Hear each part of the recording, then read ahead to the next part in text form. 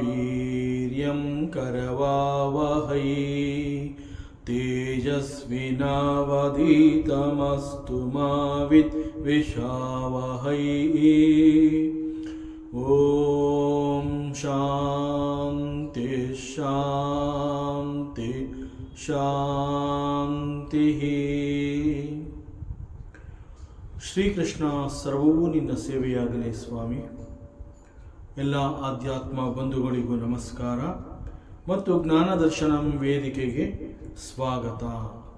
ಧ್ವನಿ ಗುರುದೇವದಾಗಿರಲಿ, ವಿಚಾರ ಪರಮಾತ್ಮನದಾಗಿರಲಿ, ಹಾಗೂ ಇದು ನನ್ನದಲ್ಲದ ಕರ್ಮವಾಗಲಿ. ಶ್ರೀಮದ್ ಭಗವದ್ಗೀತಾ. ಮೊದಲಿಗೆ ಪ್ರಾರ್ಥನೆ.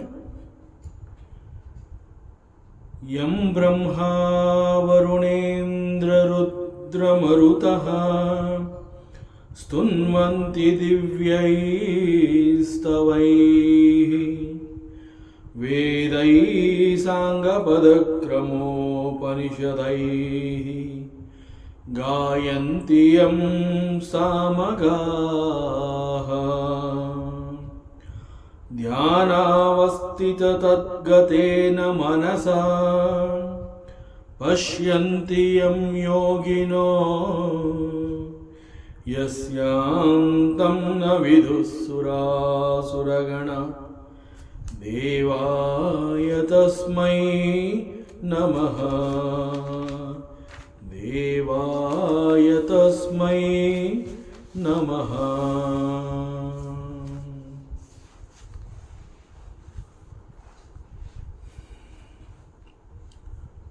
ಸ್ಥಿತದಿಹಿ. ಧಿ ಅಂತಂದರೆ ಬುದ್ಧಿ. ಸ್ಥಿತ means established. It is firm. So ಬುದ್ಧಿ ಈಸ್ ಫರ್ಮ್. ಇದನ್ನು ಬುದ್ಧಿ ಈಸ್ ನಿಶ್ಚಲ. ಬುದ್ಧಿ ಸ್ಥಿರವಾಗಿದೆ, ಬುದ್ಧಿ ಅಲುಗಾಡ್ತಾ ಇಲ್ಲ, ಹೀಗೆ ಹೇಳ್ತಾರೆ. So it is very firm. For example, Vedanta ಹೇಳುತ್ತೆ ನಾನು ಬ್ರಹ್ಮ. ಸೊ ನಾನು ಬ್ರಹ್ಮ ಅನ್ನುವಂತಹದ್ದು it's a statement of the Vedanta. The statement of Vedanta is here only an information. It is only an information. Upanishad ಅದು ನಮಗೆ ತಿಳಿಸ್ತಾ ಇದೆ, ವೇದಾಂತ ತಿಳಿಸ್ತಾ ಇದೆ. ನಾನು ಬ್ರಹ್ಮ ಅನ್ನುವಂತಹ ಒಂದು ವಿಚಾರವನ್ನು ಇಲ್ಲಿ ವೇದಾಂತ ಅದು ಹೇಳ್ತಾ ಇರುವಂತಹದ್ದನ್ನ it's a statement given by the ವೇದಾಂತಾಸ್.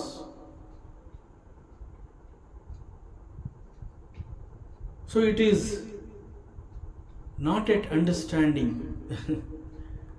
So Vedanta ಇಲ್ಲಿ ಹೇಳ್ತಾ ಇರುವಂತಹ ನಾನು ಬ್ರಹ್ಮ ಅನ್ನುವಂತಹದ್ದು right now it is only an information and there is no transformation.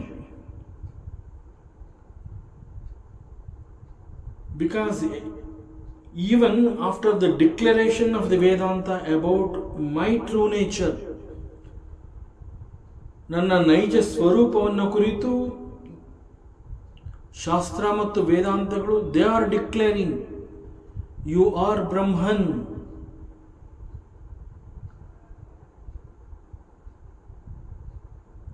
ಶಾಸ್ತ್ರ ಮತ್ತು ವೇದಾಂತಗಳು ಇಷ್ಟು ಸ್ಪಷ್ಟವಾಗಿ it is declaring, it is making statement that you are ಬ್ರಹ್ಮನ್.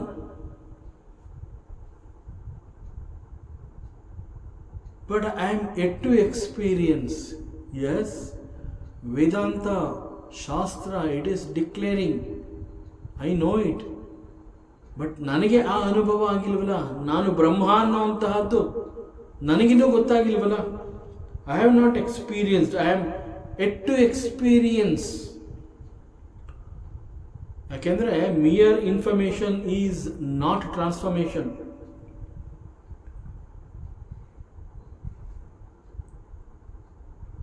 ನಾವು ಶಾಲೆಯಲ್ಲಿ ಓದ್ತಾ ಇದ್ದಾಗ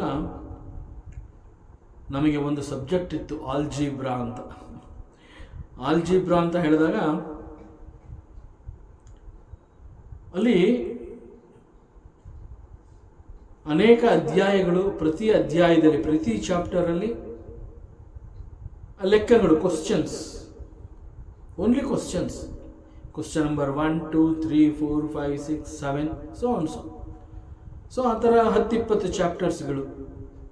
ಸೊ ಆಲ್ಜಿಬ್ರಾ ಬುಕ್ ಓಪನ್ ಮಾಡಿದ್ರೆ ಬಿಗಿನಿಂಗಲ್ಲಿ first chapter so many questions, second chapter so many questions, third chapter so many questions. So ಬರೀ ಪ್ರಶ್ನೆಗಳನ್ನು ನಾವು ನೋಡ್ತಾ ಇದ್ವಿ. ಸೇಮ್ ಆಲ್ಜಿಬ್ರಾ ಬುಕ್ ಕೊನೆಯ ಭಾಗದಲ್ಲಿ ಲಾಸ್ಟ್ ಒಂದು 2-3 page, few pages, last few ಪೇಜಸ್ಸಲ್ಲಿ the answers for chapter number 1, question number 1. So chapter ಮೊದಲನೇ ಅಧ್ಯಾಯದ ಮೊದಲನೇ ಪ್ರಶ್ನೆಗೆ ಉತ್ತರ ಈಸ್ ಇದು. ಸೊ ಈ ಭಾಗದಲ್ಲಿ ಪ್ರಶ್ನೆ ಇದೆ, ಇಲ್ಲಿ ಉತ್ತರ ಇದೆ. ಆ ಟೆಕ್ಸ್ಟಲ್ಲಿ ಪ್ರಶ್ನೆನೂ ಇದೆ, ಉತ್ತರನೂ ಇದೆ. ಸೊ ಪ್ರಶ್ನೆ ನೋಡ್ತೀವಿ, ಉತ್ತರ ಕಾಣೋದಿಲ್ಲ. ಟೆಕ್ಸ್ಟ್ದು ಕೊನೆಯ ಭಾಗಕ್ಕೆ ಹೋಗ್ತೀವಿ, ಅಲ್ಲಿ ಉತ್ತರವನ್ನು ನೋಡ್ತೀವಿ. ಸೊ ಮೊದಲನೇ ಕ್ವಶನ್ಗೆ ಇದು ಉತ್ತರ, ದಟ್ ಈಸ್ ಟ್ರೂ, ಉತ್ತರ ಅದೇ correct. But how to arrive to that answer. ಪ್ರಶ್ನೆಗಳನ್ನು ಕೊಟ್ಟಿದೆ, ಕೊನೆಯ ಭಾಗದಲ್ಲಿ ಉತ್ತರಗಳನ್ನು ಕೂಡ ಕೊಟ್ಟಿದೆ ಅದು ಆ ಬುಕ್ಕು. ಸೊ ಅಲ್ಲಿ ಕ್ವಶನ್ ಬರೆದ್ಬಿಟ್ಟು ಉತ್ತರ ಬರೆದ್ಬಿಟ್ರೆ it is not that you have solve the problem. See, ಆ ಆನ್ಸರ್ ನಿನಗೆ ಬಂತಲ್ಲ, how did you arrive to that answer? So we do not know how to solve the question logically to come to that answer. Of course there is question and you will also see the answer, but you do not know how to solve that problem logically. It is exactly ನಮ್ಮ ವೇದಾಂತ ನನ್ನನ್ನು ಬ್ರಹ್ಮ ಅಂತ ಹೇಳ್ತಾ ಇದೆ. ನೀನು ಬ್ರಹ್ಮನಲ್ಲದೆ ಬೇರೆ ಇನ್ನೇನು ಅಲ್ಲ, you are ಬ್ರಹ್ಮನ್. ಸೊ ನಾನು ಯಾರು ಅಂತ ಕೇಳಿದ್ರೆ ನಾನು ಬ್ರಹ್ಮ. ಸೊ ವೇದಾಂತದಲ್ಲಿ ಈ ಒಂದು ಕ್ವಶನ್, ನಾನು ಯಾರು ಅನ್ನುವಂತಹದ್ದು ಬಹಳ ದೊಡ್ಡ ಪ್ರಶ್ನೆ. ಸೊ ಆಲ್ಜಿಬ್ರಾ ಬುಕ್ಕಲ್ಲಿ ಹೇಗೆ ಪ್ರಾಬ್ಲಮ್ ಬಿಗಿನಿಂಗಲ್ಲಿ ಇರುತ್ತೆ, ಹಾಗೆ ವೇದಾಂತಕ್ಕೆ ನಾನು ಬರ್ತಾ ಇದ್ದೀನಿ ಅಂತ ನನ್ನನ್ನು ನಾನು ವೇದಾಂತಕ್ಕೆ ಪರಿಚಯ ಮಾಡಿಕೊಂಡ ಕೂಡಲೇ ಅಲ್ಲಿ ಎದುರಾಗುವಂತಹ ಮೊಟ್ಟ ಮೊದಲನೇ ಪ್ರಶ್ನೆ ಅಂತಂದರೆ ನಾನು ಯಾರು. ಸೊ ಅದನ್ನು ತಿಳ್ಕೋಬೇಕು. ನಾನು ಯಾರು ಅನ್ನುವಂತಹದ್ದು ಪ್ರಾರಂಭದಲ್ಲೇ ಬರುವಂತಹ ಪ್ರಶ್ನೆ ವೇದಾಂತ ಅಂತ ಹೇಳಿದಾಗ.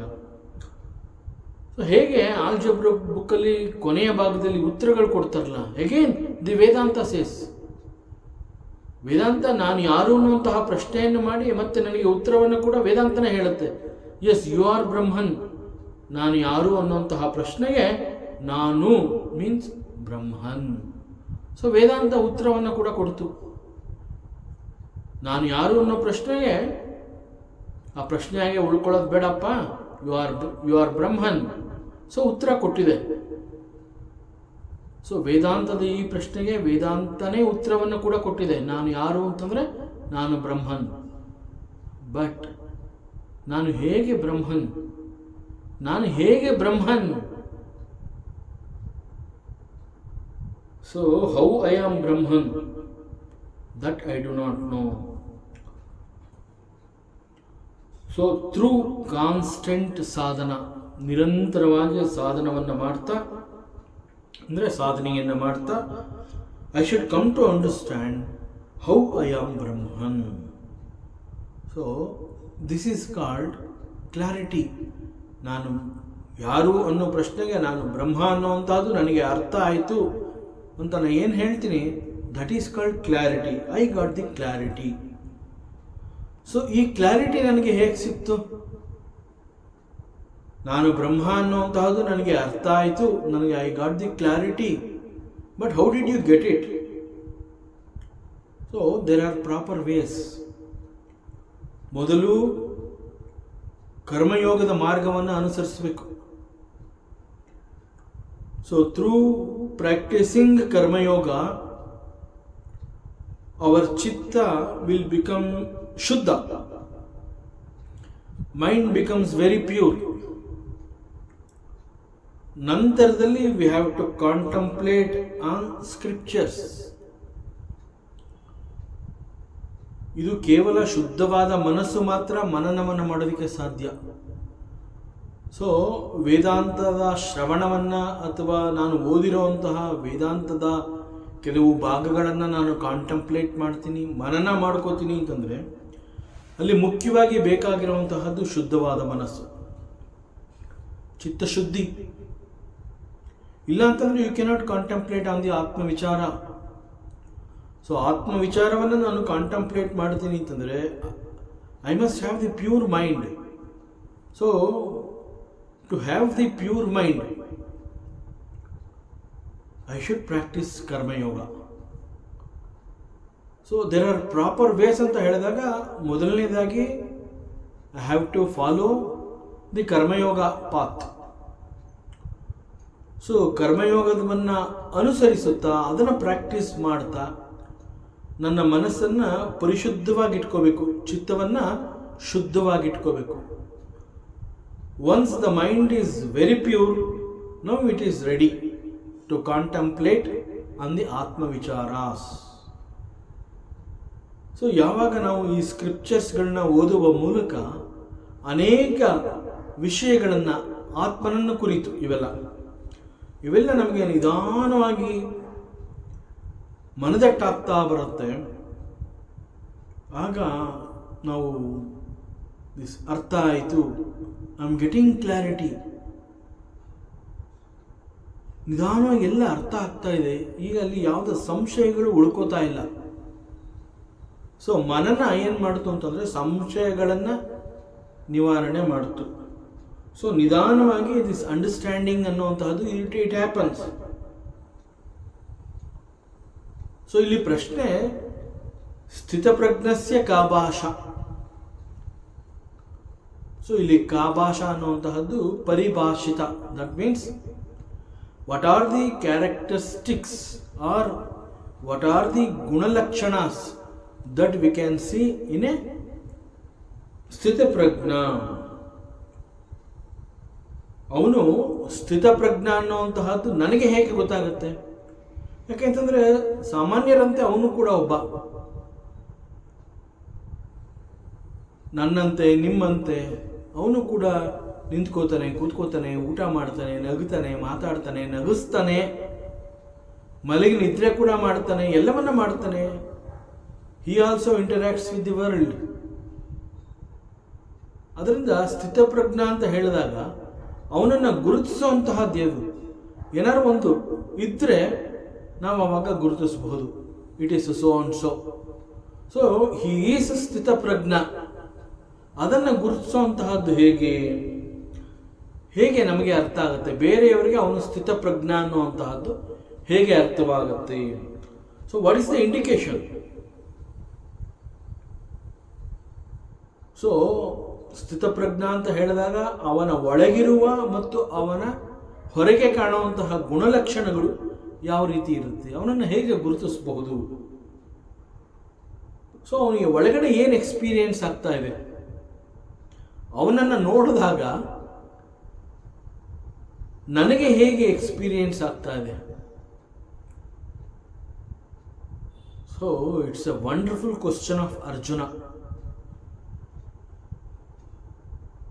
ಅರ್ಜುನನ ಮನಸ್ಸಿನಲ್ಲಿ ಹುಟ್ಟಿದಂತಹ ಈ ಪ್ರಶ್ನೆ ಅದ್ಭುತವಾದ ಪ್ರಶ್ನೆ. ಬಹುಶಃ ನಮ್ಮಗಳ ಮನಸ್ಸಿನಲ್ಲೂ ಇಂತಹ ಒಂದು ಸಂಶಯಗಳು ಹೇಳ್ಬಹುದು, but we don't question. So ಇಲ್ಲಿ ಅರ್ಜುನ ಇಷ್ಟೊಂದು ಅದ್ಭುತವಾದ ಪ್ರಶ್ನೆಯನ್ನು ಮಾಡಿದ್ದಾನೆ ಅಂತಂದರೆ ನಮ್ಮಂತಹ ಎಲ್ಲರಿಗಾಗಿಯೇ ಅವನು ಪ್ರಶ್ನೆ ಮಾಡಿದ್ದಾನೆ ಅಂತ ವಂಡರ್ಫುಲ್ ಪ್ರಶ್ನೆ. ಸೊ ಇದು ನಮ್ಮೆಲ್ಲರ ಒಳಗೆ ಇರುವಂತಹ ಪ್ರಶ್ನೆನೇ ಇದು. ಸ್ಥಿತಪ್ರಜ್ಞಾ ಅವನ ಗುಣಲಕ್ಷಣಗಳು, ಅವನನ್ನು ಹೇಗೆ ಗುರುತಿಸುವಂತಹದ್ದು. ಸೊ ಇದು ಎಲ್ರಿಗೂ ಇರುವಂತಹ ಕ್ಯೂರಿಯಾಸಿಟಿ. ಒಬ್ಬ ಸ್ಥಿತಪ್ರಜ್ಞನ, ಒಬ್ಬ ರಿಯಲೈಸ್ಡ್ ಮಾಸ್ಟರ್ನನ್ನು ನಾನು ನೋಡಿದಾಗ he is a realised master ಅಂತ ನಾನು ಅವನನ್ನು ಹೇಗೆ ಗುರುತಿಸುವಂತಹದ್ದು. ಸೊ ಇದ್ರ ಬಗ್ಗೆ ಕ್ಯೂರಿಯಾಸಿಟಿ ಪ್ರತಿಯೊಬ್ಬನಿಗೂ ಇರುತ್ತೆ. ಸ್ಥಿತಪ್ರಜ್ಞ ಅನ್ನುವಂತಹ ಪದಕ್ಕೆ ಮತ್ತೊಂದು ಸಮಾನವಾದ ಪದ ಏನು ಅಂತಂದರೆ ಸಮಾಧಿಸ್ಥಃ. ಸೊ ಸಮಾಧಿ ಮೀನ್ಸ್ ಆತ್ಮ, ಸಮಾಧಿ ಮೀನ್ಸ್ ಆತ್ಮ. ಸ್ಥಃ means one who is established in that atma. ಸಮಾಧಿಸ್ಥಃ. So he has established in the ಆತ್ಮ.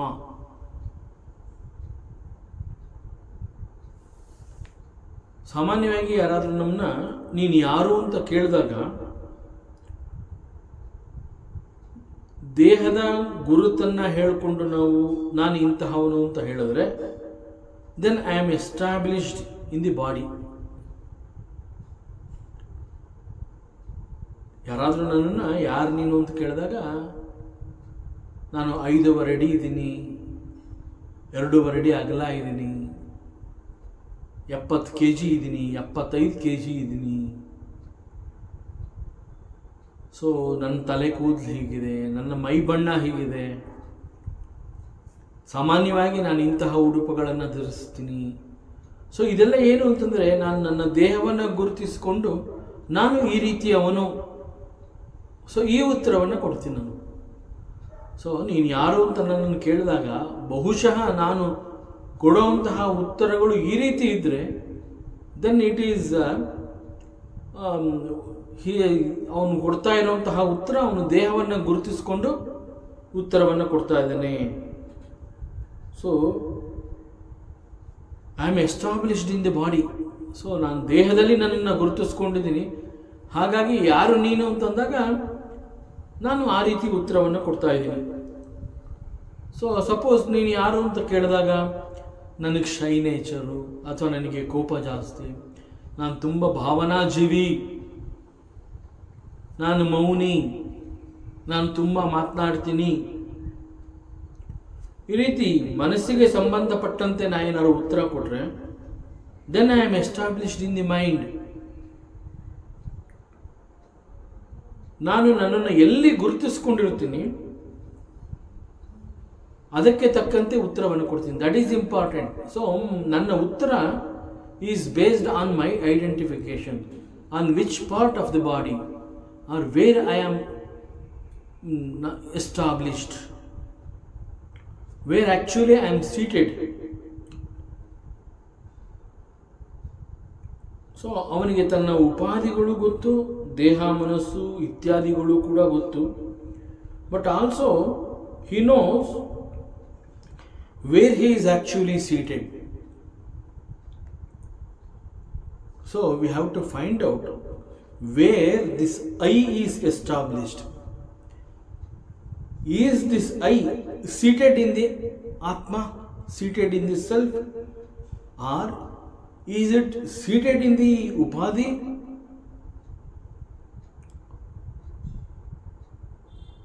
Hey Keshava. So Arjuna is asking Paramatma Shri Krishna, Hey Keshava, what is the actual definition? So what is the paribhasha? Sthitaprajnasya ka bhasha? Sthitadihi kim prabhasheta? So ಅವನು ಹೇಗೆ ಮಾತನಾಡ್ತಾನೆ, ಅವನ ಮಾತುಕತೆಗಳು ಹೇಗಿರುತ್ತೆ? So ಅವನ ಮಾತುಕತೆಗಳ ಮೂಲಕ ಏನಾದರೂ ನಾವು ಗುರುತಿಸಬಹುದಾ? How does he interacts with the world? How does he interacts with the people? ಜನಗಳ ಜೊತೆ, ಜಗತ್ತಿನೊಂದಿಗೆ ಅವನ ಒಡನಾಟ ಹೇಗಿರುತ್ತೆ? ಯಾವ ರೀತಿಯ ಮಾತುಕತೆಗಳನ್ನು ಆಡ್ತಾನೆ, ಹೇಗೆ ವರ್ತಿಸ್ತಾನೆ, ಅವನ ವ್ಯವಹಾರ ಯಾವ ರೀತಿ ಇರುತ್ತೆ? ಮುಖ್ಯವಾಗಿ ಅವನನ್ನು ಸ್ಥಿತಪ್ರಜ್ಞ ಅಂತ ಹೇಳಿದ್ರೆ ಅವನು ನಿಜವಾಗ್ಲೂ ಜಗತ್ತಿನೊಂದಿಗೆ ಒಡನಾಟ ಇಟ್ಕೊಂಡಿರ್ತಾನ. ಯಾಕೆ ಅಂತಂದರೆ ವೈರಾಗ್ಯ ಅಂತ ಹೇಳಿದಾಗ ಅನೇಕರ ಕ್ವಶನ್ ಏನು ಅಂತಂದರೆ ಅವನು ಪ್ರಪಂಚವನ್ನು ತಿರಸ್ಕಾರ ಮಾಡಿದ್ದಾನೆ ಅಂತ. ಜಗತ್ತನ್ನು ಅವನು ಧಿಕ್ಕರಿಸಿದಾನೆ ಅಂತ ಹೇಳ್ತಾರೆ. ಸೊ ಅದರಿಂದ ಅವನು ನಿಜವಾಗ್ಲೂ ಸ್ಥಿತಪ್ರಜ್ಞ ಅಂತ ಹೇಳಿ ಈಸ್ ಅ ವೈರಾಗ್ಯಿ. ಸೊ ಅವನು ಈಗಲೂ ಕೂಡ ಹಾಗಾದ್ರೆ ಜಗತ್ತಿನೊಂದಿಗೆ ಒಡನಾಟವನ್ನು ಇಟ್ಕೊಂಡಿದ್ದಾನ, ಜನಗಳ ಜೊತೆ ಅವನು ಬೆರೀತಾನ. ಕಿಂ ಆಸಿತಃ, so how does he remain seated, ವ್ರಜೇತ ಕಿಂ, ಅವನು ಹೇಗೆ ಓಡಾಡ್ತಾನೆ. ಸೊ ಇನ್ ಟೋಟಲ್ ಒಟ್ಟಿನಲ್ಲಿ ನೋಡಪ್ಪ Keshava, what are the various characteristics of a sthitaprajna. So ಇಲ್ಲಿ ಅರ್ಜುನ ಸ್ಥಿತಪ್ರಜ್ಞನ ಲಕ್ಷಣಗಳನ್ನು ಕುರಿತು ಪ್ರಶ್ನೆಯನ್ನು ಮಾಡಿದ್ದಾನೆ. ಸೊ ಈ ಲಕ್ಷಣಗಳನ್ನು ಅವನು ಸಂಪಾದನೆ ಮಾಡಿಲ್ಲ, ಮಾಡಬೇಕಾದಂತಹ ಅವಶ್ಯಕತೆ ಇದೆ. ಸೊ ಈ ಎಲ್ಲ ಲಕ್ಷಣಗಳು ಕೂಡ ಅವನಿಗೆ ಸಹಜವಾಗಿ ಬರುತ್ತೆ.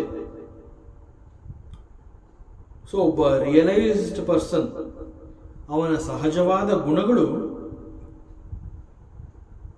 ಬೇರೆಯವರ ಸಾಧನೆಗೆ ಹೇಗೆ ಬೆಳಕಾಗತ್ತೆ. ಸೊ ಬಹಳ ಅದ್ಭುತವಾದಂತಹ ಪ್ರಶ್ನೆ ಅರ್ಜುನನದು. So this is Bhagavadgita chapter 2 ಅಧ್ಯಾಯ 2 Sankhya Yoga. Now we are entering into verse number 55. Shri Bhagavan ಉವಾಚ, ಪರಮಾತ್ಮ ಶ್ರೀಕೃಷ್ಣ ಮಾತನಾಡ್ತಾನೆ. ಪ್ರಜಹಾತಿ ಯದಾ ಕಾಮಾನ್ ಸರ್ವಾನ್ ಪಾರ್ಥ ಮನೋಗತಾನ್ ಆತ್ಮನ್ಯೇವಾತ್ಮನಾ ತುಷ್ಟಃ ಸ್ಥಿತಪ್ರಜ್ಞಸ್ತದುಚ್ಯತೆ. ಹೇ ಪಾರ್ಥ, ಹೇ ಅರ್ಜುನ, ಮನಸ್ಸಿನಲ್ಲಿ ಇರುವಂತಹ ಎಲ್ಲ ಕಾಮನೆ ಅಂತಂದರೆ ದ ಡಿಸೈರ್ಸ್, ಆಸೆ ಬಯಕೆಗಳು ಅಂತ ಏನು ಹೇಳ್ತೀವಿ, ಆ ಎಲ್ಲ ಆಸೆ ಬಯಕೆಗಳನ್ನು ತೊರೆದು ಆತ್ಮನಲ್ಲಿ ಯಾರು ತೃಪ್ತಿಯನ್ನು ಹೊಂದಿರ್ತಾನೆ, such one is called sthitaprajna. So ನಾವು ಭಗವಾನ್ ಉವಾಚ, ಪರಮಾತ್ಮ ಮಾತನಾಡ್ತಾ ಇದ್ದಾನೆ. ಇಲ್ಲಿ ಪರಮಾತ್ಮ ಮಾತಾಡ್ತಾ ಇದ್ದಾನೆ, ಭಗವಂತ ಹೇಳ್ತಾ ಇದ್ದಾನೆ, ಶ್ರೀಕೃಷ್ಣ ಮಾತಾಡ್ತಾನೆ.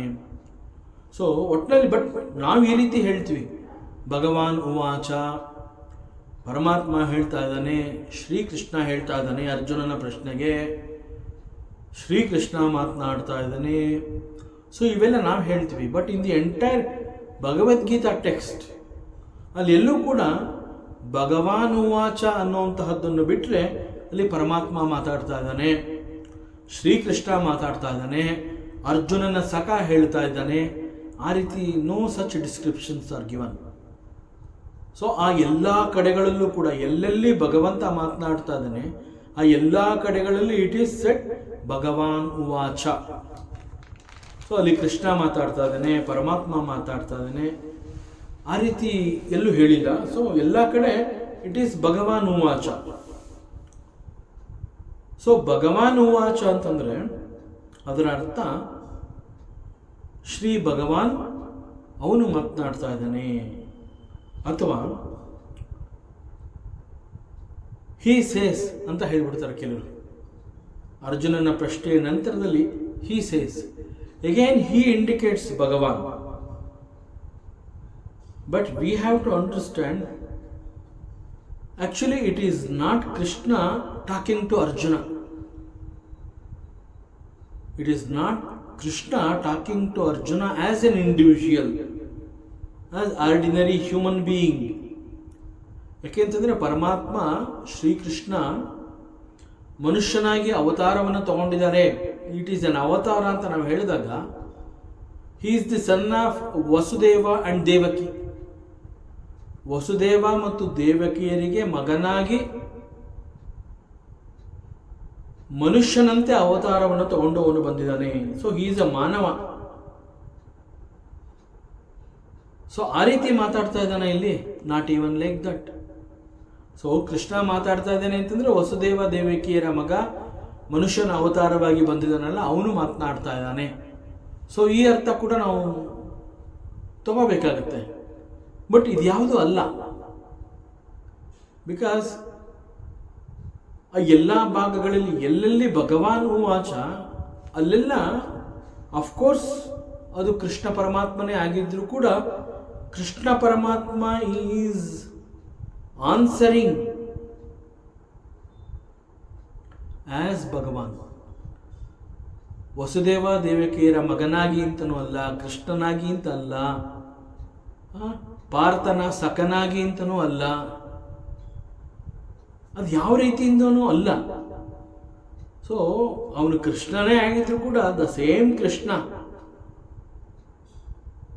ವಸುದೇವನ ಪುತ್ರ, ದೇವಕಿಯ ಪುತ್ರ, ಆ ರೀತಿನೇ ಆಗಿದ್ರು ಕೂಡ ವಸುದೇವ ದೇವಕಿಯರ ಪುತ್ರನಾಗಿ ಅವನು ಅರ್ಜುನನ ಪ್ರಶ್ನೆಗೆ ಉತ್ತರವನ್ನು ಕೊಡ್ತಾ ಇಲ್ಲ, ಕೃಷ್ಣನಾಗಿ ಉತ್ತರವನ್ನು ಕೊಡ್ತಾ ಇಲ್ಲ.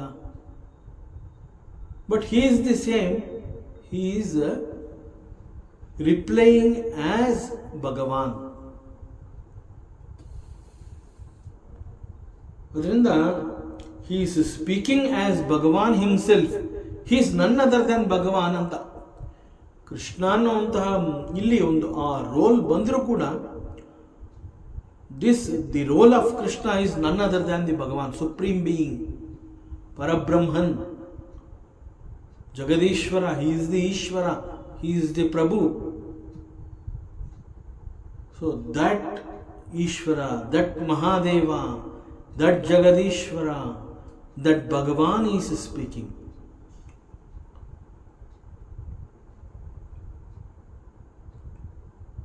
So he is the Sarvagnaha, Sarvashaktihi, the creator of this world, and one who knows everything, one who knows about the Dharma also. So he is called Yogeshwara Krishna. So this Yogeshwara Krishna is the one who has revealed all the Shastras to us. ಅರ್ಜುನನಿಗೆ ಉತ್ತರ ಕೊಡೋ ರೀತಿನಲ್ಲಿ he is revealing the highest secret to all of us. ನಮ್ಮೆಲ್ಲರ ಪರವಾಗಿ ಅರ್ಜುನ ಪ್ರಶ್ನೆ ಮಾಡಿದ್ದಾನೆ, but ಉತ್ತರ ಎಲ್ಲರಿಗೂ ಕೊಡ್ತಾ ಇದ್ದಾನೆ. ಅರ್ಜುನನಿಗೂ ಕೊಡ್ತಾ ಇದ್ದಾನೆ, ನಮ್ಮೆಲ್ಲರಿಗೂ ಕೊಡ್ತಾ ಇದ್ದಾನೆ. So and that Bhagavan Shrikrishna is talking to Arjuna, Bhagavan ಉವಾಚ. ಸೊ ಅರ್ಜುನನ ಮೂಲಕ ಇಡೀ ವಿಶ್ವಕ್ಕೆ, ಮನುಕುಲಕ್ಕೆ ಅವನು ಕೊಡ್ತಾ ಇರುವಂತಹ ಒಂದು ಸಂದೇಶ, ಅಥವಾ it is, we can also say it is A ಉಪದೇಶ. So he says, hey Partha, hey Arjuna, Sthita Prajna. He is also called self-realized person. So ಅವನ ಕ್ವಾಲಿಟೀಸ್ಗಳನ್ನು ನೀನು ಕೇಳಿದ್ಯಾ, ಅವನ ಕ್ಯಾರೆಕ್ಟರಿಸ್ಟಿಕ್ಸ್, ಅವನು ಹೇಗಿರ್ತಾನೆ, ಅವನ ಪರಿಭಾಷಾ ಏನು, ಹೇಗೆ ಕುಳಿತುಕೋತಾನೆ, ಹೇಗೆ ನಿಂತ್ಕೋತಾನೆ, ಹೇಗೆ ಮಾತನಾಡ್ತಾನೆ, ಯಾವ ರೀತಿ ಓಡಾಡ್ತಾನೆ, ಕಿಮ್ರಜೇತ್, how does he interacts with the world, how does he talks to the people, ಹೀಗೆ ಇಂತಹ ಪ್ರಶ್ನೆಗಳು ಅರ್ಜುನ ನಿಂದು. Now I am going to tell you the qualities of a realised person. So self realised person ಅಂತಂದ್ರೆ ಸ್ಥಿತ ಪ್ರಜ್ಞ, ಅವನ ಬಗ್ಗೆ ನಾನು ಹೇಳ್ತೀನಿ ಕೇಳು. ಸಿ, ಯಾವಾಗ ಒಬ್ಬ ಮನುಷ್ಯ he has given up all the kamanas, ಪ್ರಜಹಾತಿ, ಕಾಮನಾಸ್ ಪ್ರಜಹಾತಿ. ಸೊ ಯಾವಾಗ ಈ ಆಸೆ ಬಯಕೆಗಳ ಬಗ್ಗೆ ಅವನು ವೈರಾಗ್ಯವನ್ನು ತಾಳ್ತಾನೆ, ಅವನಲ್ಲಿ ವೈರಾಗ್ಯ ಉಂಟಾಗುತ್ತೆ, ಆಗ he will give up all the desires, all the vasanas. Vasanas ಅಂತಂದರೆ ಆಸೆ ಬಯಕೆಗಳು. ಸೊ ಈ ಆಸೆ ಬಯಕೆಗಳು ಹುಟ್ಟುವಂತಹದ್ದೇ ಮನಸ್ಸಿನಲ್ಲಿ ಅದು ಫಸ್ಟ್ ಹುಟ್ಟತ್ತೆ. ಮನೋಗತಾನ್, ಮನಸ್ಸಿನಲ್ಲಿರುವಂತಹ ಆಸೆಗಳು ಸಾಮಾನ್ಯವಾಗಿ ಮನಸ್ಸಿನಲ್ಲಿ ಆಸೆಗಳು ಹುಟ್ಟಿದಾಗ ಅದರ ಇಂಟೆನ್ಸಿಟಿ, ತೀವ್ರತೆ, ಅಥವಾ how sharp these desires are, it is there in the mind ಅಂತ ನಾವು ಹೇಳ್ತೀವಿ. But we do not know where is mind. We do not know where is mind. But still desires are born in the mind. ಅವುಗಳೆಲ್ಲ ಮನಸ್ಸಿನಲ್ಲಿ ಹುಟ್ಕೋತು. They are in the mind ಅಂತ ಹೇಳ್ತೀವಿ. And the same desires they have got the capacity to enter in to the antahkarana also. And again ಅಂತಃಕರಣ ಅಂತಂದಾಗ ಅದು ನಮ್ಮ ಒಳಗಡೆ ಇದೆ ಅಂತ ಹೇಳ್ತೀವಿ. ಒಳಗಡೆ ಅಂತಂದ್ರೆ ಎಲ್ಲಿ? ಅದನ್ನು ಒಂದು ಸ್ವಲ್ಪ ಸುಲಭವಾಗಿ ಅರ್ಥ ಮಾಡ್ಕೋಬೇಕು ಅಂತಂದರೆ, ಎಲ್ಲಿ ನಮಗೆ ನಾನು ಅನ್ನುವಂತಹ ಒಂದು ಪ್ರಜ್ಞೆ ನಮ್ಮಲ್ಲಿ ಹುಟ್ಟತ್ತೆ, ಎಲ್ಲಿ ನಾವು ಮತ್ತೊಬ್ಬರ ಬಗ್ಗೆ ಒಂದು ಅಯ್ಯೋ ಪಾಪ ಅಂತ ಕರುಣೆಯನ್ನು ತೋರಿಸ್ತೀವಿ, ಕಾರುಣ್ಯ ಎಲ್ಲಿ ಹುಟ್ಟತ್ತೆ, ನಾನು ಎಂಬ ಪ್ರಜ್ಞೆ ನಮಗೆ ಎಲ್ಲಿ ಹುಟ್ಟತ್ತೆ, ಎಲ್ಲಿ ನನಗೆ ನಾನು ಅನ್ನುವಂತಹದ್ದು ಗೊತ್ತಾಗುತ್ತೆ, ಅದನ್ನು ಅಂತಃಕರಣ ಅಂತ ಹೇಳ್ಬೋದು. ಯಾಕೆಂದರೆ ಅಂತಃಕರಣ ಅಂತ ಹೇಳಿದಾಗ ಅಗೇನ್ ದಿಸ್ ಅಂತಃಕರಣ ಅಂತಂದಾಗ it is called the inner equipment.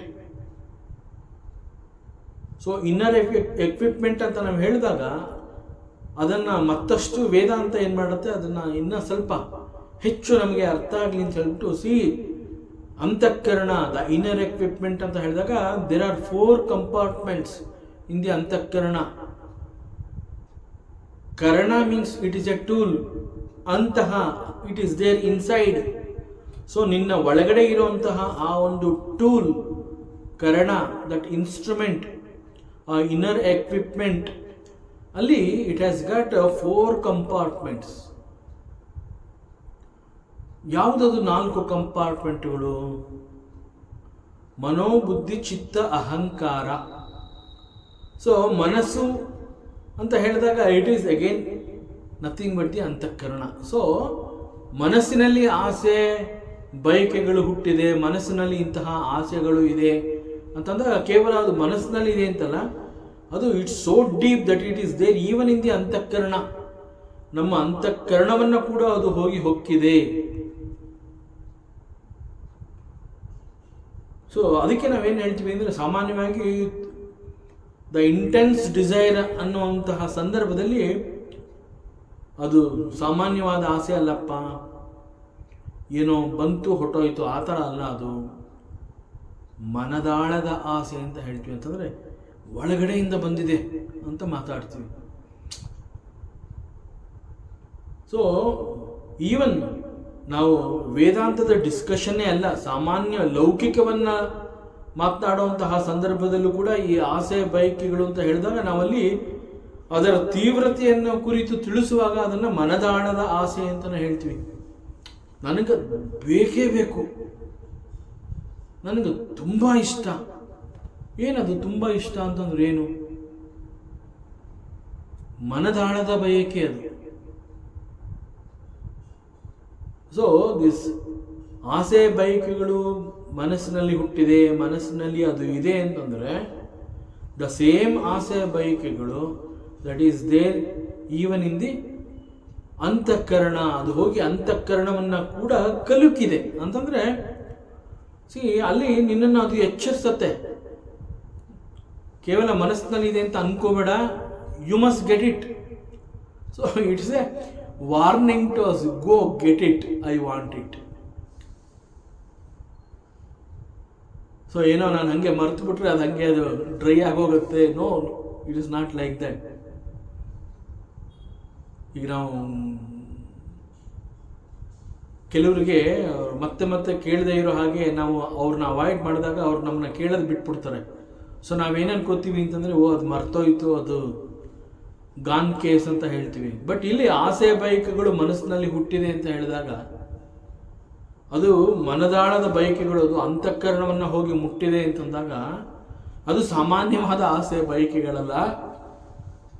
ಅದು ಮನದಾಳವನ್ನು ಕೂಡ ಹೊಕ್ಕಿ ಮತ್ತೆ ನಿನ್ನನ್ನು ಎಚ್ಚರಿಸ್ತಾ ಇದೆ. C, I want it, go and get it. ಹೇಗಾದರೂ ಮಾಡಿ ನೀ ಅದನ್ನು ಹೊಂದು. ಹೇಗಾದರೂ ಮಾಡಿ ಅದನ್ನು ಹೊಂದು ಅಂತಂದಾಗ ಅದು ಮನಸ್ಸು ಸಮಾಧಾನ ಸ್ಥಿತಿಯನ್ನು ಹೇಳ್ತಾ ಇಲ್ಲ. ಅದು ಯು ಮಸ್ಟ್ ಗೆಟ್ ಇಟ್ ಅನ್ನೋಂತಹದ್ದು ದೆರ್ ಈಸ್ ಆತಂಕ, ದೆರ್ ಈಸ್ ತವಕ ಅಂತಂದರೆ I am waiting for it. See ಮನಸ್ಸು ಆ ರೀತಿ ಹೇಳ್ತದೆ, I am waiting for it, I want to have it, you must get it ಅಂತಂದರೆ ಮನಸ್ಸಿನ ಸಮಾಧಾನ ಸ್ಥಿತಿ ಅಲ್ಲ ಅದು, ಮನಸ್ಸು ಕುಣಿತಾ ಇದೆ ಅಂತ ಅರ್ಥ ಅದು.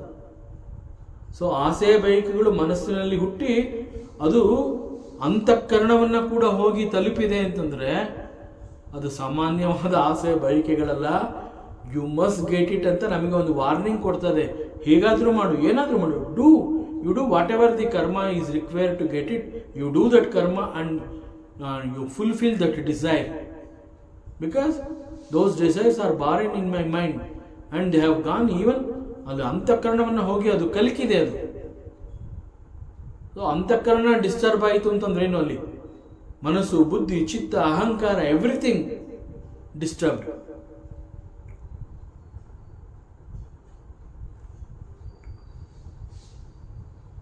So see there are some objects in the world. ಆ ವಸ್ತುಗಳ ಹೇಗೆ, ಉದಾಹರಣೆಗೆ ಯಾವುದೋ ಒಂದು ವಸ್ತುವನ್ನು ನಾವು ನೋಡ್ತೀವಿ, ಆ ಒಂದು ವಸ್ತು ಇದೆ ಅಂತ ಗೊತ್ತಾದಾಗ ಆ ವಸ್ತುವನ್ನು ನೋಡ್ತೀವಿ, ನೋಡ್ಬಿಟ್ಟು ಆ ವಸ್ತುವನ್ನು ಕುರಿತು ನಾವು ಯೋಚನೆ ಮಾಡ್ತೀವಿ. ಈ ವಸ್ತುವಿನಿಂದ ನನಗೆ ಏನು ಉಪಯೋಗ ಇದೆ? Because this vastu is there in the world. Right now it is not with me, it is there in the outside world. I am just looking at it. I came to understand that there is an object. So ಆ ವಸ್ತು ನನಗೆ ಏನೇನು ಪ್ಲೆಜರ್ನ ಕೊಡಬಹುದದು? So ಆ ವಸ್ತುವಿನಿಂದ ನನಗೆ ಏನೇನು ಸಿಗುತ್ತೆ? ಆ ವಸ್ತುವಿನಲ್ಲಿ ನಾನು ಅನುಭವಿಸಬಹುದಾದಂತಹ ಸುಖಗಳು ಅಲ್ಲಿ ಅಡಗಿದೆಯಾ? ನನಗೆ ಬೇಕಾಗಿರುವಂತಹ ಸುಖಗಳನ್ನು ಕೊಡುವಂತಹ ಶಕ್ತಿ ಆ ವಸ್ತುವಿನಲ್ಲಿ ಇದೆಯಾ? ಮೇಲ್ನೋಟಕ್ಕೆ ನನಗೆ ಕೇವಲ ಅದು ಒಂದು ವಸ್ತುವಾಗಿ ಕಾಣ್ತಾ ಇದೆ ಅಷ್ಟೇ ಹೊತ್ತು ಆ ವಸ್ತುವಿನಲ್ಲಿ ನನಗೆ ಬೇಕಾಗಿರುವಂತಹ ಸುಖ ಇದೆ ಅಂತ ನನಗೆ ಕಾಣಿಸ್ತಾ ಇಲ್ಲ. ಸೊ ನಾನು ಯೋಚನೆ ಮಾಡ್ತಾ ಇದ್ದೀನಿ, ಆ ವಸ್ತುವನ್ನು ನಾನು ಏನಾದರೂ ಪಡ್ಕೊಂಡ್ರೆ ನನಗೆ ಬೇಕಾಗಿರುವಂತಹ ಸುಖ ಆ ವಸ್ತುವಿನಲ್ಲಿ ಇದೆಯಾ, ಅದು ನನಗೆ ಕೊಡುತ್ತಾ? ಸೊ ಹೀಗೆ ಒಂದು ವಸ್ತುವನ್ನು ನೋಡಿದ ಕೂಡಲೇ ನಾನು ಅದರ ಬಗ್ಗೆ ಕುರಿತು ಒಂದು ಚಿಂತನೆಯನ್ನು ಮಾಡ್ತೀನಿ, ಒಂದು ಯೋಚನೆಯನ್ನು ಮಾಡ್ತೀನಿ. ಸೊ ಒಂದು ವೇಳೆ ಅಂತಹ ಸುಖಗಳು ನನಗೆ ಸಿಕ್ಕಿದ್ರೆ, ಸೊ ಇಮ್ಯಾಜಿನೇಷನ್ ಸ್ಟಾರ್ಟ್ ಆಯಿತು. ಅಂತಹ ಸುಖಗಳು ಆ ವಸ್ತುವಿನಲ್ಲಿ ಇದೆ, ಏನಾದರೂ ನನಗೆ ಸಿಕ್ಕಿದ್ರೆ, ಸೊ ಒಂದು ರೀತಿ ಪ್ಲ್ಯಾನಿಂಗ್ ಸ್ಟಾರ್ಟ್ ಆಯಿತು ಮನಸ್ಸಿನಲ್ಲಿ. ಅದು ಯೋಚನಾ ತರಂಗಗಳು ಮತ್ತೆ ಮತ್ತೆ. ಸೊ ಆ ವಸ್ತುವಿನಲ್ಲಿ ಸುಖ ಇದೆ, ಆ ಸುಖ ನನಗೆ ಸಿಕ್ಕಿದ್ರೆ, ಆ ಸುಖ ನನಗೆ ಸಿಕ್ಕಿದ್ರೆ, ಆ ಸುಖ ನನಗೆ ಸಿಕ್ಕಿದ್ರೆ ಆಮೇಲೆ ನನಗೆ ಅದರ ನೆಕ್ಸ್ಟ್ ಲಿಂಕ್. ಸೊ ಹೀಗೆ ಆ ವಸ್ತುವನ್ನು ಕುರಿತು ನಿರಂತರವಾಗಿ ಅದನ್ನು ಯೋಚನೆ ಮಾಡುವಂಥದ್ದು. ಪ್ರಾರಂಭದಲ್ಲಿ ಕೇವಲ ಒಂದು ವಸ್ತುವನ್ನು ಕುರಿತು ಅಲ್ಲಿ ಏನಾದರೂ ಇದೆಯಾ, ನನಗೆ ಬೇಕಾಗಿರುವಂತಹದ್ದು ಇದೆಯಾ, ಆಮೇಲೆ ಆ ವಸ್ತುವಿನಲ್ಲಿ ಸುಖ ಇದೆ, ಆ ಸುಖ ಏನಾದ್ರು ಆ ವಸ್ತುವಿನ ಮೂಲಕ ನನಗೆ ಸಿಕ್ಕಿದ್ರೆ, ಸೊ ನನಗೆ ಸಿಕ್ಕಿದ ನಂತರದಲ್ಲಿ ಇನ್ನೊಂದು ಕನೆಕ್ಷನ್ ಸಿಗತ್ತೆ ನನಗೆ, ಅದರಿಂದ ಇನ್ನೇನೋ ಆಗತ್ತೆ, ನಾನು ಇನ್ನೇನೋ ಮಾಡಬಹುದು, ಹೀಗೆ. ಸೊ ಇಟ್ ಈಸ್ ಕಾಲ್ಡ್ ಆಸಕ್ತಿ. ದಟ್ ಮೀನ್ಸ್ ಸ್ಲೋಲಿ ಆ ವಸ್ತುವನ್ನು ಕುರಿತು ಯೋಚನೆ ಮಾಡ್ತಾ ಮಾಡ್ತಾ ಮಾಡ್ತಾ ಆ ವಸ್ತುವಿನೊಂದಿಗೆ ಅಟ್ಯಾಚ್ಮೆಂಟ್ ಬೆಳೆಸ್ಕೊಳ್ಳೋದು. ಇನ್ಫ್ಯಾಕ್ಟ್ ಆ ವಸ್ತು ಸೋಫಾರ್ ನನಗೆ ಸಿಕ್ಕೇ ಇಲ್ಲ, it is only thinking about that ವಸ್ತು. Only thing is I saw that object in the outside world. ಆ ನಂತರದಲ್ಲಿ ನಾನು ಯೋಚನೆ ಮಾಡೋವಂಥದ್ದು. ಯೋಚನೆ ಮಾಡಿದ್ಮೇಲೆ ಗೊತ್ತಾಯಿತು ಅಲ್ಲಲ್ಲಿ ಕೆಲವು ಸುಖಗಳಿದೆ, ಆ ವಸ್ತುವಿನಲ್ಲಿ ಕೆಲವು ಸುಖಗಳಿದೆ. ಆ ಸುಖಗಳು ನನಗೆ ಸಿಕ್ಕಿದ್ರೆ, ಸೊ ಸಿಕ್ಕಿದ ನಂತರದಲ್ಲಿ ಹಾಗೇನಾಗುತ್ತೆ, ಒಂಥರ multiple folders. So let me have it. So ನಿಧಾನವಾಗಿ ಆ ವಸ್ತುವಿನೊಂದಿಗೆ ಒಂದು ಆಸಕ್ತಿಯನ್ನು ಬೆಳೆಸ್ಕೊಳ್ಳುವಂತಹದ್ದು. That means attachment happens. Attachment ಅಂತಂದ್ರೆ ಏನು? ಆ್ಯಕ್ಚುಲ್ ಆಗಿ we have not put any efforts to get that product. ಆ ವಸ್ತುವನ್ನು ಪಡ್ಕೋಬೇಕು ಅಂತ ಇಲ್ಲಿವರೆಗೆ ನಾನು ಯಾವುದೇ ಎಫರ್ಟ್ಸ್ ಹಾಕಿಲ್ಲ, ಆ ವಸ್ತು ಕೂಡ ಸಿಕ್ಕಿಲ್ಲ. ಕೇವಲ ಒಂದು ಕನಸು, ಇಮ್ಯಾಜಿನೇಷನ್. ಸಿಗೋದಕ್ಕೆ ಮುಂಚೆನೇ ಇಷ್ಟೊಂದು ಅಟ್ಯಾಚ್ಮೆಂಟ್. ಆ ವಸ್ತು ನನಗೆ ಸಿಕ್ಕೇ ಇಲ್ಲ, ಸಿಗೋದಕ್ಕೆ ಮುಂಚೆನೇ so much of attachment. So without efforts, ಹೀಗೆ ಥಾಟ್ಸ್ ಅನ್ನುವಂತಹದ್ದು keep on going towards that object. ಮತ್ತೆ ಮತ್ತೆ ನಿರಂತರವಾಗಿ ಅದನ್ನು ಕುರಿತು ಯೋಚನೆ ಮಾಡುವಂತಹದ್ದು.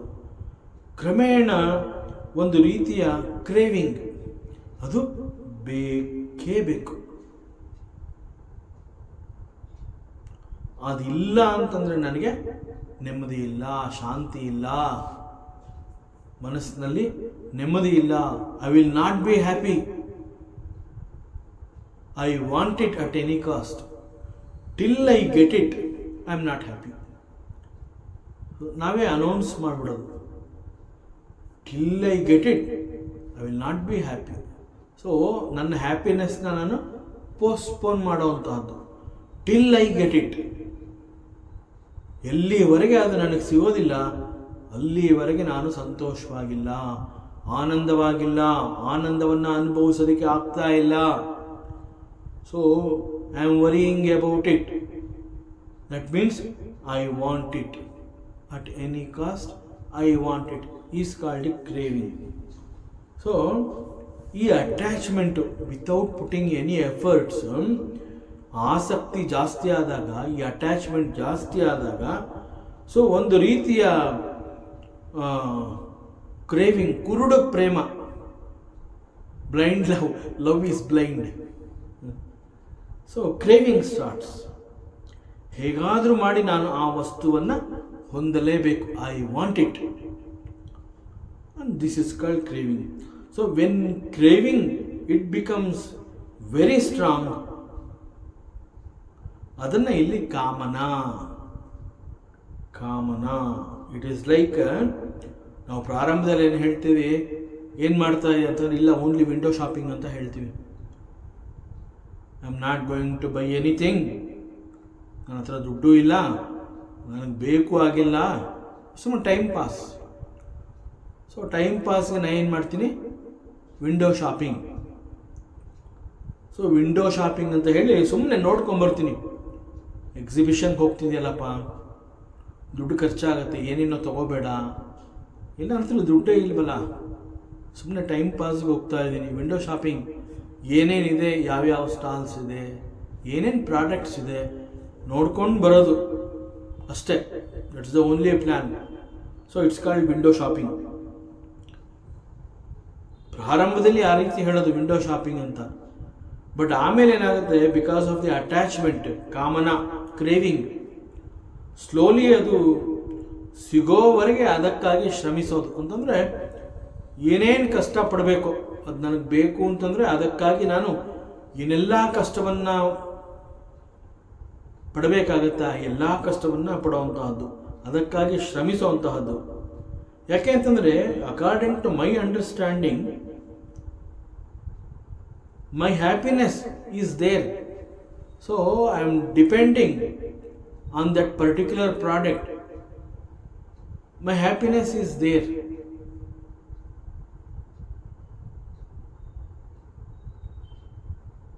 My happiness depends on it. So ಈ ರೀತಿ ಕಾಮನೆ ನಮ್ಮಲ್ಲಿ ಬೆಳೆದು ಗಟ್ಟಿಯಾದಾಗ, when it becomes very strong, ಆಗೇನಾಗುತ್ತೆ, I start losing control over myself. ಆಗ ನಾನು ನನ್ನ ಬಗ್ಗೆ ನಿರಾಸಕ್ತಿಯನ್ನು ಹೊಂದುವಂತಹದ್ದು. ನನ್ನ ಬಗ್ಗೆ ನನಗೆ ಐ ವಾಂಟ್ ಇಟ್, ಅದು ಬಿಟ್ಟರೆ ಅದು ಫಸ್ಟು, ನನಗೆ ಫಸ್ಟ್ ಪ್ರಿಯಾರಿಟಿ ಅದು. ಫಸ್ಟ್ ಪ್ರಿಯಾರಿಟಿ ಆ್ಯಕ್ಚುಲಾಗಿ ನಾನು, ಯಾಕೆಂದರೆ ನಾನಿದ್ದರೆ ಬೇರೆ ಎಲ್ಲ. ಬಟ್ ನಾವು ಸೆಲ್ಫ್ ಕಂಟ್ರೋಲ್ ಇಲ್ಲ. The craving is so strong, ಆ ಸೆಲ್ಫ್ ಕಂಟ್ರೋಲ್ ಅನ್ನುವಂತಹದ್ದು ಹೊರಟೋಗಿದೆ, ಅದಿಲ್ಲ. ಸೊ ಅದು ಫಸ್ಟು. ಅದು ಇಲ್ಲಿಗೆ ಬಂದಮೇಲೆ ನಾನು ಇಲ್ಲಿರ್ತೀನಿ. See you start losing control over myself. Mind is almost seated in that object. ಆದ್ದರಿಂದ ಕಾಮನ ಅಂತ ಹೇಳಿದಾಗ ಇಟ್ ಈಸ್ ನಾಟ್ ಇನ್ಸೈಡ್. ಮನಸ್ಸಿನಲ್ಲಿ ಹುಟ್ಟಿದಂತಹ ಆಸೆ ಅಂತಃಕರಣವನ್ನು ಹೋಗಿ ತಲುಪಿ ಅಲ್ಲಿ ಕಲುಕಿದಾಗ it came outside. So kamana is not inside, it has come from, actually it came from outside actually, because product is there outside ಅಲ್ವಾ. ಆ ನಂತರದಲ್ಲಿ ನನ್ನಲ್ಲಿ ಆಸೆ ಒಳಗಡೆ ಹುಟ್ಟಿತು. ಸೊ ಒಳಗಡೆ ಹುಟ್ಟಿ ಅಂತಃಕರಣವನ್ನು ಕಲಕುವಂತಹ ಕೆಲಸವನ್ನು ಕೂಡ ಮಾಡ್ತು. ಆಮೇಲೆ ಅದು ಕಾಮನ ಅಂತ ಅನ್ನಿಸ್ಕೋತು. ನೌ ದಟ್ ಕಾಮನ, ಅದು ಅಟ್ಯಾಚ್ಮೆಂಟ್ ಹೇಗೆ ಅಂತಂದರೆ through that product it came from outside. That Kamana came from outside. So ವೇದಾಂತದಲ್ಲಿ ಇಂತಹದ್ದನ್ನು ವಾಸನಾಸ್ ಅಂತ ಹೇಳ್ತಾರೆ. ಸೊ ವಾಸನಾಸ್, ಸೊ ಅವುಗಳು ಚಿತ್ತದಲ್ಲಿರುತ್ತೆ. ವಾಸನಾಸ್ ಅನ್ನುವಂತಹದ್ದು ಬಹಳ ಸೂಕ್ಷ್ಮವಾಗಿ ನಮ್ಮ ಚಿತ್ತದಲ್ಲಿ ಸೇರಿಕೊಂಡಿರುತ್ತೆ. ಸೊ ಚಿತ್ತದಲ್ಲಿ ಅವುಗಳಿದ್ದಾಗ ಅವುಗಳ ರೂಪ ಏನು? ಸೂಕ್ಷ್ಮ ರೂಪ. They are very subtle. So ಚಿತ್ತದಲ್ಲಿದ್ದಾಗ ಅವುಗಳು ಕೇವಲ ಟೆಂಡೆನ್ಸೀಸ್ ಅಂತಂದರೆ ವಾಸನಗಳು, ದಟ್ಸ್ ಆಲ್. ಬಟ್ ಒಂದೇ ಸಮನೆ ಅದರ ಬಗ್ಗೆ ಯೋಚನೆಯನ್ನು ಮಾಡ್ತಾ ಮಾಡ್ತಾ ಮಾಡ್ತಾ ಅದರಲ್ಲೇ ಆಸಕ್ತಿಯನ್ನು ಬೆಳೆಸ್ಕೊಂಡು ಕೊನೆಗೆ ಅದು ತುಂಬ ಸ್ಟ್ರಾಂಗ್ ಆಗೋಗುತ್ತೆ. ತುಂಬ ಸ್ಟ್ರಾಂಗ್ ಆದಾಗ ಇಟ್ ಬಿಕಮ್ಸ್ ಕಾಮನ. ಸೊ ಇದು ಹೇಗೆ ಅಂತಂದರೆ, ಈಗ ನಾವು ರಾಮಾಯಣದಲ್ಲಿ ಒಂದು ಪ್ರಸಂಗ ಇದೆ. ರಾಮಾಯಣದಲ್ಲಿ ರಾವಣ ಲಂಕೇಶ್ವರ ತನ್ನ ಆಸ್ಥಾನದಲ್ಲಿ ಸಭೆ ನಡೆಸ್ತಾ ಇರ್ತಾನೆ, ಸಿಂಹಾಸನದಲ್ಲಿ ಕುಳಿತಿರ್ತಾನೆ. ರಾವಣ ಅಂತಂದರೆ ಹಿ ಈಸ್ ಆಲ್ ಪವರ್ಫುಲ್, ಮೂರು ಲೋಕದ ಒಡೆಯ. ಅಷ್ಟದಿಗ್ಬಾಲಕರನ್ನು ತನ್ನ ಸೇವಕರನ್ನಾಗಿ ಮಾಡ್ಕೊಂಡಿರ್ತಾನೆ ರಾವಣ. ಸೋ ಮೆನಿ ದೇವತಾಸ್, ಅವರೆಲ್ಲ ರಾವಣನ ಕೆಲಸ ಕಾರ್ಯ ಮಾಡ್ಕೊಳ್ಳೋದಕ್ಕೆ ತಲೆ ಬಗ್ಗಿಸ್ಕೊಂಡು ಕೈಗಳನ್ನು ಮುಗಿದು ಅವನು ಯಾವ ಸಮಯದಲ್ಲಿ ನಮಗೆ ಆಜ್ಞೆಯನ್ನು ಕೊಡ್ತಾನೆ, we will do it, we are ready to serve you. So this is the ಪರಿಸ್ಥಿತಿ ಆಫ್ ದೇವತಾಸ್. So this Ravana is so powerful. So ಅಂತಹ ರಾವಣ ತನ್ನ ಸಿಂಹಾಸನದಲ್ಲಿ ಕುಳಿತಿರ್ತಾನೆ. ಆಗ ಅಲ್ಲಿಗೆ ಶೂರ್ಪಣಿಕೆ ಬರ್ತಾಳೆ. ಶೂರ್ಪಣಿಕೆ ಅಲ್ಲಿಗೆ ಹೇಗೆ ಬರ್ತಾಳೆ? ಶೂರ್ಪಣಿಕೆ ಅಲ್ಲಿಗೆ ಬಂದಾಗ ಒಂದು ರೀತಿ ಅವಳು ಮೂಗು ಕತ್ತರಿಸಿ ಹೋಗಿರುತ್ತೆ, ರಕ್ತ ಸುರಿತಾ ಇರುತ್ತೆ, ಕಿರಿಚ್ಕೊಂಡು ಅರಚಿಕೊಂಡು ಆರ್ಭಟ, ಅಳುತ್ತಾ ಅಳುತ್ತಾ, ರೋದನೆ ಅಂತ ಹೇಳ್ತೀವಲ್ಲ ಹಾಗೆ ಕಿರಿಚ್ಕೊಂಡು ಆರ್ಭಟ ಅವಳು ಬಂದಿದ್ದು ಆವೇಶ ಅದೆಲ್ಲ ನೋಡಿ ದ ಎಂಟೈರ್ ಸಭೆ ಸ್ತಬ್ಧ. ಸೊ ಏನು ಮಾತುಕತೆಗಳು ನಡೀತಾ ಇರುತ್ತೆ, ಏನೋ ವಿಚಾರ ಮಾಡ್ತಾ ಇರ್ತಾರೆ, ಸಭೆ ಅದು. ಸೊ ರಾವಣ ಇರ್ತಾನಲ್ಲಿ, ರಾವಣ ಗಂಭೀರವಾಗಿ ಯಾವುದೋ ವಿಚಾರವನ್ನು ಕುರಿತು ಅಲ್ಲಿ ಸಭೆ ಕರೆದಿದ್ದಾಗ ಇಲ್ಲಿ ಶೂರ್ಪಣಿಕೆ ಈ ರೀತಿ ಎಂಟ್ರಾಗ್ತಾಳೆ. ಸೊ ಅವಳದು ಮುಖದ ತುಂಬ ರಕ್ತ ಸುರಿತಾ ಇರುತ್ತೆ, ಬಹಳ ವಿಕಾರವಾಗಿ ಕಾಣಿಸ್ಕೋತಾ ಇದ್ದಾಳು ಅವಳು. ಆಗ ರಾವಣ, ಏನು, ಯಾಕೆ ಹೀಗಾಯಿತು, ಏನಾಯಿತು ನಿಮಗೆ? ಆಗ ರಾವಣನೊಂದಿಗೆ ಅವಳು ಮಾತಾಡ್ತಾಳೆ. ಸೊ ಅವಳು ಯಾವ ರೀತಿ ಮಾತನಾಡ್ತಾಳೆ ಅಂತಂದರೆ, right now Ravana he should take action. So ಅವಳ ಮಾತಿನ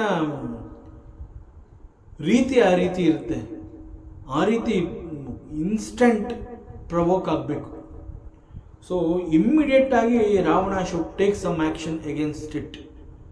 ಹಾಗೆ ಅದನ್ನು ಡಿಸ್ಕ್ರೈಬ್ ಮಾಡ್ತಾಳೆ. ಅವಳು ಹೇಳ್ತಾಳೆ, ಅವನು ಕೇಳಿದ್ದೇನು, ನಿನಗೆ ಮುಖದಲ್ಲಿ ಮೂಗೆಲ್ಲ ಕತ್ತರಿಸಿ ಇಷ್ಟೊಂದು ರಕ್ತ ಬರ್ತಾ ಇದೆಯಲ್ಲ, ಯಾಕೆ ಹಿಂಗಾಯಿತು, ನಿನಗೇನು ಪರಿಸ್ಥಿತಿ, ಎಲ್ಲಿಂದ ಬರ್ತಾ ಇದೆಯಾ, ಯಾರು ಇದನ್ನು ನೀನು ಮಾಡಿದ್ದು ಅಂತಂದರೆ, ಅವಳ ಇಂಟೆನ್ಷನ್ ಏನು ಅಂತಂದರೆ, Ravana right now she should go and do some actions against it ಅಂದ್ಬಿಟ್ಟು ಅವಳೇನು ಮಾಡ್ತಾಳೆ, instead of telling the truth how it happen, ಅವಳು ಹೇಳಿದ್ದೇನು ಅಂತಂದರೆ ಅವಳು ಸೀತೆಯ ಸೌಂದರ್ಯವನ್ನು ವರ್ಣನೆ ಮಾಡ್ತಾಳೆ. ಯಾರು ಮೂಗು ಕತ್ತರಿಸಿದ್ರು, ಯಾತಿಗೆ ಕತ್ತರಿಸಿದ್ರು ಅದೇನು ಹೇಳಲಿಲ್ಲ ಅವಳು.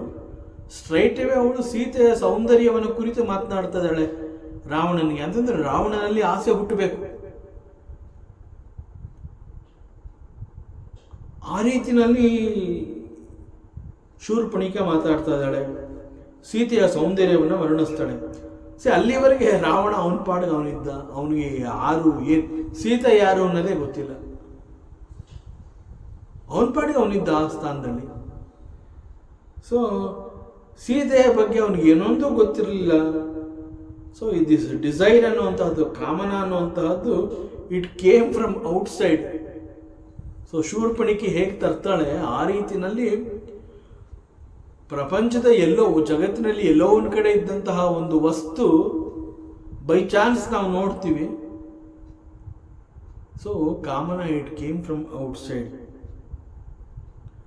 ಸೊ ಹೀಗೆ ಶೂರ್ಪಣಿಕೆ ಸೀತೆಯ ಸೌಂದರ್ಯವನ್ನ ವರ್ಣಿಸಿದ ನಂತರದಲ್ಲಿ ರಾವಣನಲ್ಲಿ ಹುದುಗಿದ್ದಂತಹ ಕೆಲವು ವಾಸನೆಗಳು ಅಂತಂದ್ರೆ ಕೆಲವು ವೀಕ್ನೆಸ್ಗಳಿತ್ತು ಅವನಿಗೆ.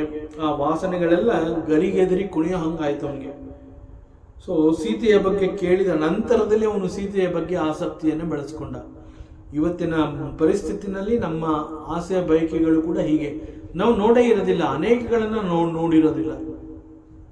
ಅಡ್ವರ್ಟೈಸ್ಮೆಂಟ್, ಪಬ್ಲಿಸಿಟಿ, ಮಾರ್ಕೆಟಿಂಗ್ ಅಂತ ಹೇಳಿ ಟಿ ವಿನಲ್ಲಿ ಬರುತ್ತಲ್ಲ, ಮುಗೀತು ಕತೆ. ಎಲ್ಲೆಲ್ಲೋ ಇಟ್ಟಿದ್ದು ಎಲ್ಲ ದುಡ್ಡು ನಮ್ಮದು ಎಲ್ಲ ಕಡೆಯಿಂದ ಬಂದು ಅದನ್ನು ಪರ್ಚೇಸ್ ಮಾಡೋ ಹಾಗೆ ಮಾಡಿಬಿಡುತ್ತೆ. ಸೊ ಕಾಮನ ಅನ್ನುವಂಥದ್ದು it came from outside. So Kamana came from outside ಅಂತ ಹೇಳಿದ್ರು ಕೂಡ ಹೂ ಬ್ರಾಟ್ ಇಟ್ ಇನ್ಸೈಡ್. ಸೊ ನಾವು ಪ್ರಶ್ನೆ ಮಾಡ್ಕೋಬೇಕು, ಹೊರಗಡೆಯಿಂದ ಬಂತು ನಿಜ, ಒಳಗಡೆ ಬಿಟ್ಕೊಂಡಿದ್ದು ಯಾರು ಅದನ್ನ? ಸೀತೆಯ ಸೌಂದರ್ಯವನ್ನ ಶೂರ್ಪಣಿಕೆ ವರ್ಣನೆ ಮಾಡೋದು ನಿಜ, ಆಸಕ್ತಿಯನ್ನು ಬೆಳೆಸ್ಕೊಂಡಿದ್ದು ಯಾರು?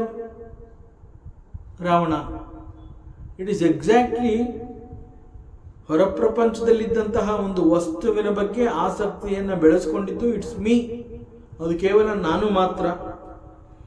So when something is seen, it will be there for a very short while.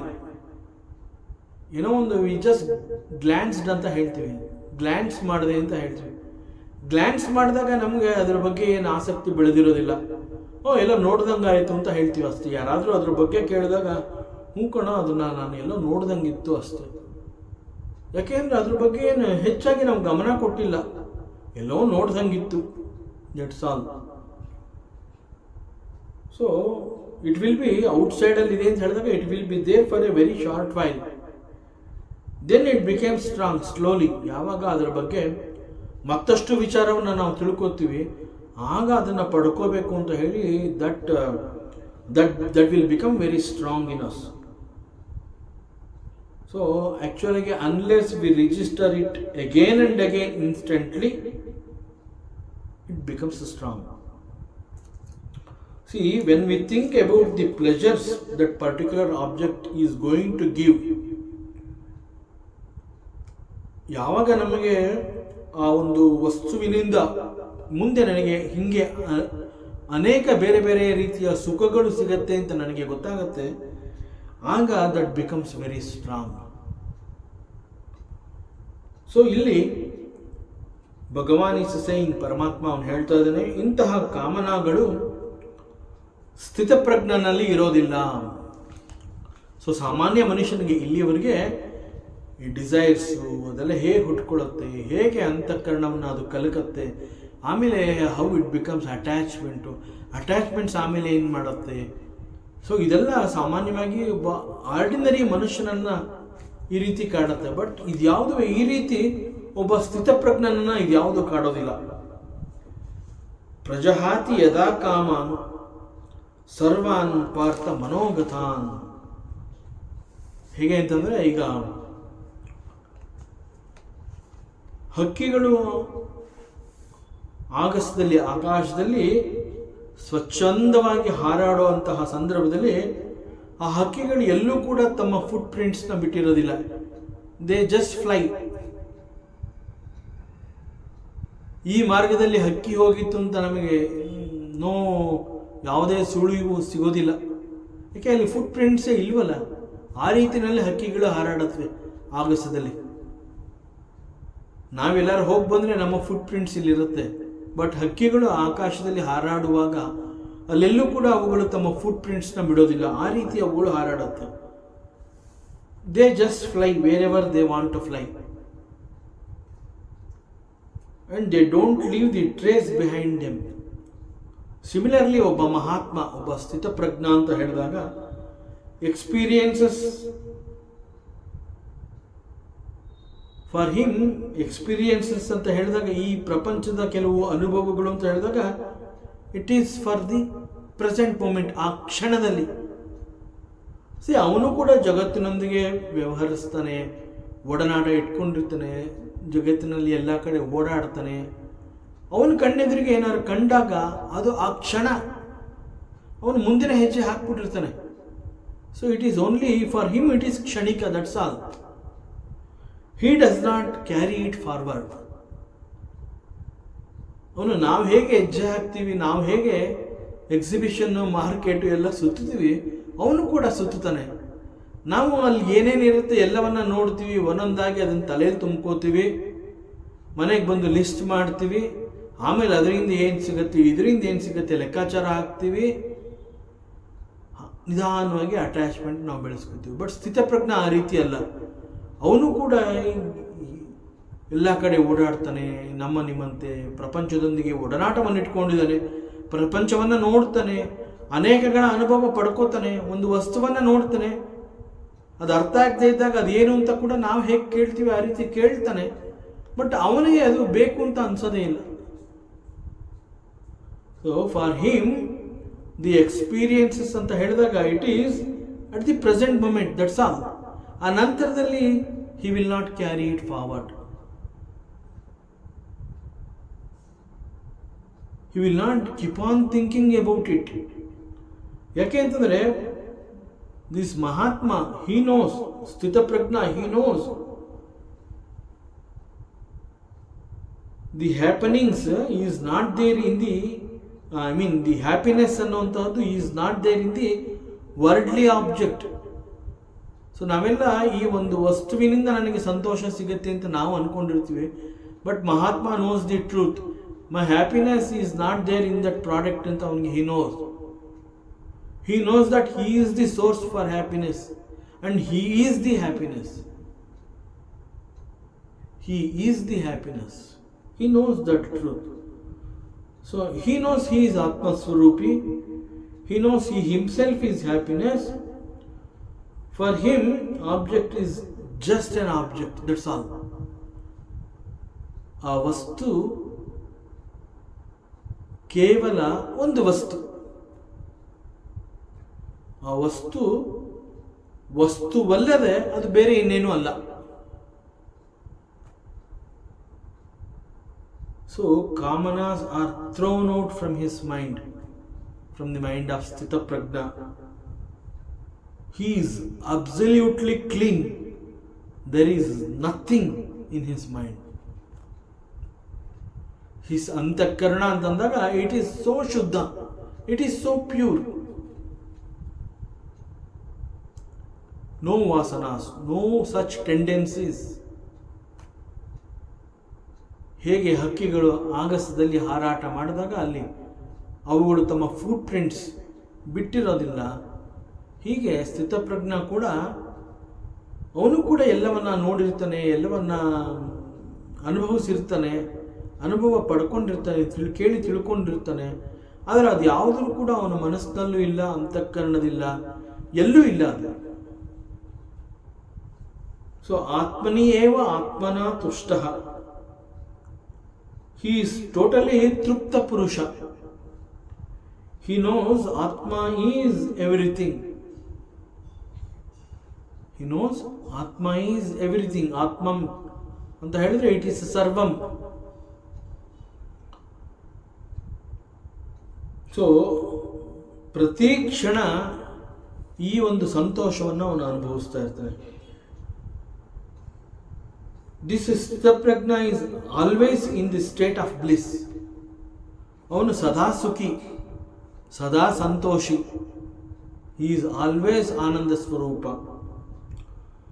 So ಅವನಿಗೆ ಈ ಆನಂದ ಎಲ್ಲಿಂದ ಬರ್ತಾ ಇದೆ? ಎಲ್ಲಿ ಸಿಗತ್ತೆ ಅವನಿಗೆ ಈ ಸಂತೋಷ, ಈ ಹ್ಯಾಪಿನೆಸ್, ಈ ಬ್ಲಿಸ್ ಎಲ್ಲಿಂದ ಅವನಿಗೆ ಸಿಗ್ತಾ ಇದೆ? He gets it from the self. He is happy to be in the Atma. So ಇಲ್ಲಿ ಪರಮಾತ್ಮ ಎರಡು ವಿಷಯಗಳನ್ನು ಹೇಳಿದ್ದಾನೆ. ಒಂದು, ಎಲ್ಲ ರೀತಿಯ ಕಾಮನಗಳನ್ನು ಕೂಡ ತೊರೆಯಬೇಕು.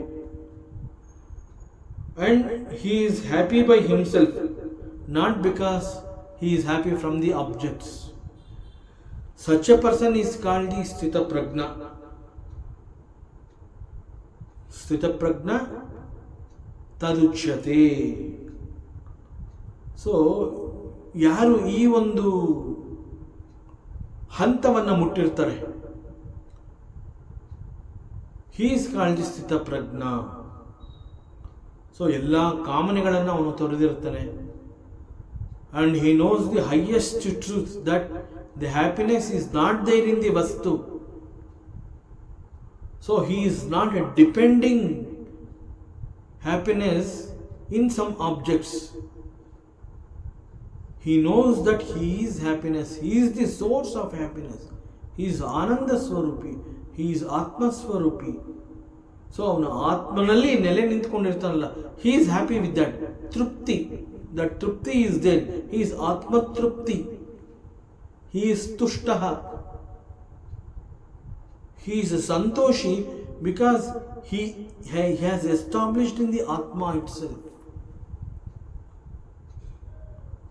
ಅವನಿಗೆ he does not require anything else. So ನಮ್ಗೆ ಅದು ಸಿಕ್ಕಿದ್ರೆ ಹ್ಯಾಪಿ, ಇದು ಸಿಕ್ಕಿದ್ರೆ happy. This is our thinking, this is our understanding about the world and the objects. But his understanding is different. He knows the truth. He has got the clarity. He has got the right understanding. Sthitadihi, his buddhi is sthira.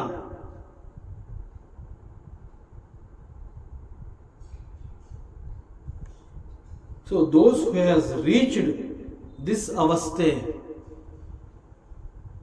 he is called Sthita Prajna.